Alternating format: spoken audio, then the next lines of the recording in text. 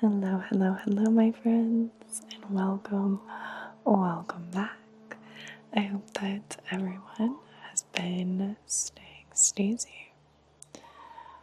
We have a yoga philosophy meditation with the one, the only Essential Yoga Sutra, ancient wisdom for your yoga.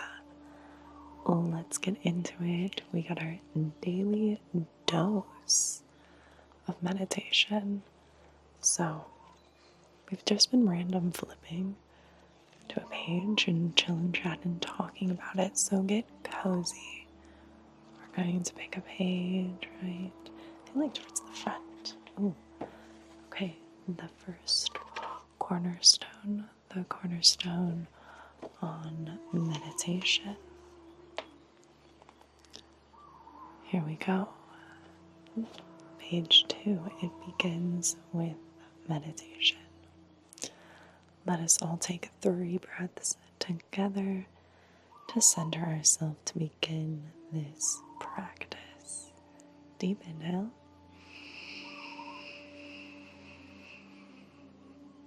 And deep exhale.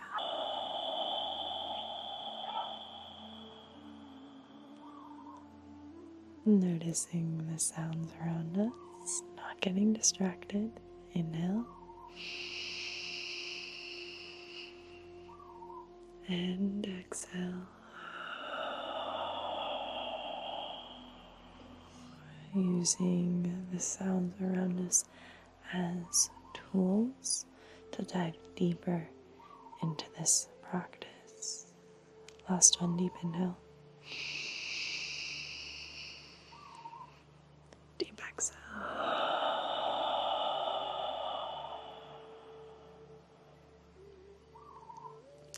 It begins with meditation.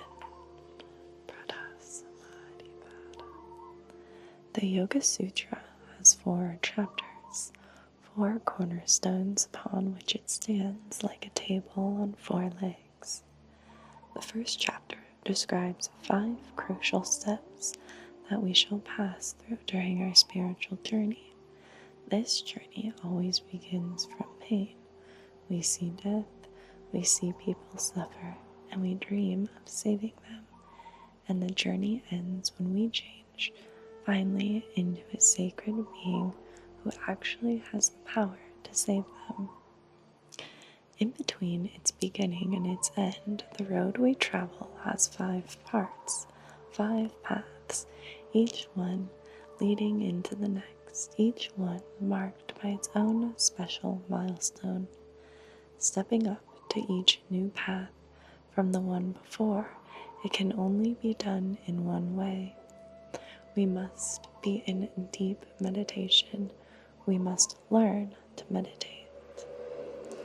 Thus is the chapter, the first chapter, the chapter on the 5 paths is called the chapter on meditation. 1 part, chapter 1, verse 1. I will now review for you how to become whole. Another meaning of yoga is to become whole. Ultimately, we only become whole when we are truly capable of helping others with the things that really matter. When we can help them understand how they came into this world, what life is for, and whether it has to end with losing everything. This then, says the Master Patanjali, is why I write my short book. He wants us to know from the very beginning that this book contains something of ultimate importance, something worth the precious hours of our life. And I will review, says the Master, what I have heard from my holy teachers. He attacks his own pride. I have nothing new to tell you, and there is nothing here that I have made up myself. I am only a vessel for the wisdom of the ages, and I pass it on to you, tried, tested, and unadulterated. And he says, I will write this book For once a master promises to do something, he does it, or dies trying. All the great books of India begin with these three noble themes. Their power, their karma, stops all obstacles to the work we now begin. Power of humility. So it begins with meditation. Let's review. We have so much information that just came out there. Let's break it down. The journey always begins from pain. We see death, we see people suffer, and we dream of saving them. Think back to a time that you may have been in pain, or you saw a friend that was in pain. The time that you acted, that you wanted to help. Try and go back as far as you can to maybe being a little kid, sharing a toy, a snack, giving a hug, maybe a smile, because you saw something, someone that was in pain, maybe suffering, and you wanted to relieve that pain, relieve that suffering, so you stepped in, you helped. To go back as far as you can to that first step, that journey. Something very simple.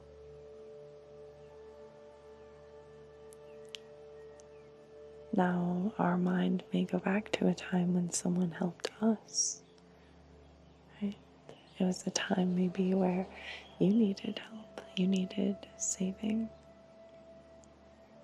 So let's ponder there, let's question there. When we see documentaries, when we see things in the media that may pull at our heartstrings, maybe even watching a simple anime, some cartoons, they get you. They make you feel these immense emotions of passion, of compassion, empathy, that wanting to help, to give, right? So, welcome to the construction. It's begun. Anyway, the beginning has to start with pain, with death, with suffering. Buddha talks about this, right? Many philosophers talk about this as well. So let's begin with the power of humility. Nothing here in this book I have thought of, right? It says it right here. I have nothing new to tell you, and there is nothing here I have made up myself. Wow. The power of that acknowledgement of it's not mine, but I am a vessel of the ages, and I pass it on to you. So when we see someone die, right, we want to pass on something, that finite zest of life, right? When we see people suffering, we want to help. And our helping is individual. Each of us, maybe one of us could be on the scene's ground zero, right? Helping that person in a bad situation, protecting them, right? Physically, maybe. Some people, that's too much for them, right? That isn't their ability. We all have different abilities of helping others. Maybe their ability is bringing awareness at organizations, fundraisers, events, right? Peaceful journalism, blogging, vlogging, protests, very peaceful, right? So other people help with the suffering in different facets, different ways. So see how big that globe is, how overflowing, how that trickles down. Yes, like, see how it ribbons out like a stone going in water, the ripples, the stretching. That's such a good sound of how we all can help those that are suffering, that need help, that are asking for help. Because some people, some situations aren't asking for help, right? They want to stay where they are. They don't see it as suffering. So when we see that they are asking for help, we can act. I think it's big for us to notice, to acknowledge that if someone does not want help, your time, your effort is not wasted. The energy just isn't moving, right? It's water that is flowing, and there is a massive stone coming out of the water. The water is going to push, maybe one day tip the stone over, but maybe not. It just flows around for generations, right? So we move our energy to impact someone in need. We don't have to, but you will definitely feel more acknowledgement, more passion, because you have the reciprocating energy, the fluidity of give and take. The givers that are always giving need to also learn to take, because someone else is giving to them. So it's a balance, right? And we're learning about that within the sutras. Balancing the body, balancing the mind, balancing the breath, to get us into this meditation, to keep us focused on what? Becoming whole, helping others, guiding through these paths of these ups and downs. Ultimately, we become whole. We are truly capable of helping others with the things that really matter. And what are the things that really matter in our lives?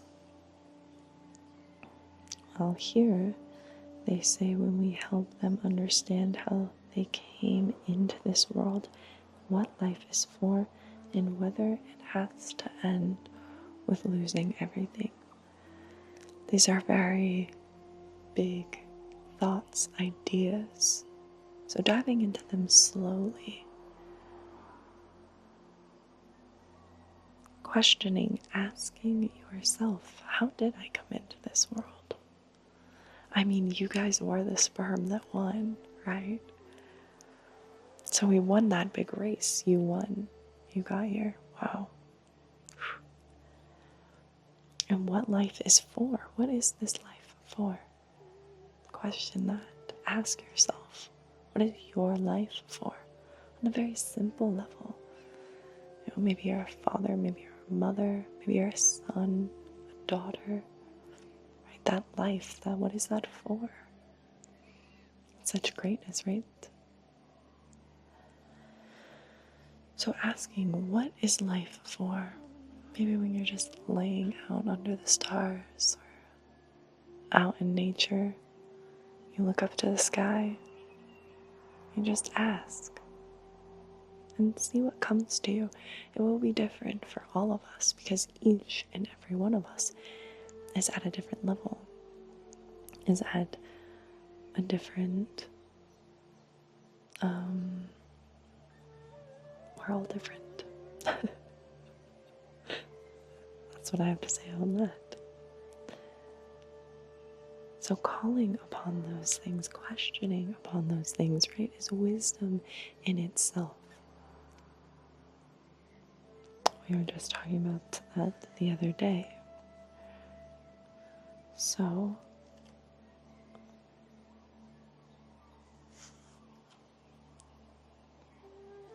let us sit, soak that in, and whether it has to end with losing everything, wow, that one's really big, right? These things in life, they come, they go, these material things, right? Even this body leaves, right? But does that mean that we've lost everything? Is there something else? Right? Question, ask. Stay in that realm of you're awake but sleeping, right? That mystical sense. Because that's where we're going, that's where we're diving into. Where we don't have restrictions and boundaries and boxes to keep everything nice and clean. It's an array of color orchestrated beautifully by a master of. That's right, there's no word for it. Of. And that's it. There is no word. The closest thing would be vibration. A vibration of feeling. But we can't explain that, right? So diving in, diving deep, asking yourself, how may I serve today? Serving others. And I will ask the same to you guys. How can I serve you? With love, light, and everything bright. I want you guys to be relaxed and calm.